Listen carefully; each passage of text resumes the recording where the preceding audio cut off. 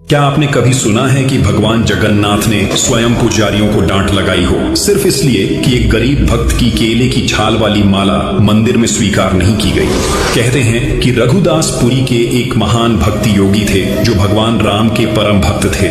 उनका आश्रय जगन्नाथ मंदिर के सिंहद्वार के पास एक बड़े छत्र के नीचे था। एक दिन उन्होंने मंदिर में प्रवेश किया और देखा कि भगवान जगन्नाथ के सामने राम, लक्ष्मण और सीता का दिव्य दर्शन हो रहा है। यह दृश्य देखकर रघुदास को यह विश्वास हो गया कि जगन्नाथ और रामचंद्र एक ही देवता हैं और उनकी भक्ति का स्वभाव सखा प्रेम में बदल गया। एक दिन रघुदास ने अत्यंत प्रेम से भगवान के लिए एक सुंदर माला तैयार की। माला तो उन्होंने फूलों से बनाई थी, लेकिन डोरी न मिलने के कारण उन्होंने केले के पेड़ की छाल को धागे की तरह इस्तेमाल किया। भक्ति उनकी सच्ची थी, परंतु मंदिर के नियम कठोर थे। जब उन्होंने माला पुजारी को दी तो उसने तुरंत मना कर दिया, क्योंकि केले की छाल मंदिर में अपवित्र मानी जाती थी। यह सुनकर रघुदास का हृदय टूट गया। वह माला लेकर अकेले रोते हुए अपने आश्रय लौट गए। उस रात मंदिर के पुजारियों ने व्रत रखा। उम्मीद थी कि भगवान स्वयं कोई संकेत देंगे, और सच में रात के गहरे सन्नाटे में भगवान जगन्नाथ उनके सपने में प्रकट हुए। भगवान ने कठोर स्वर में कहा,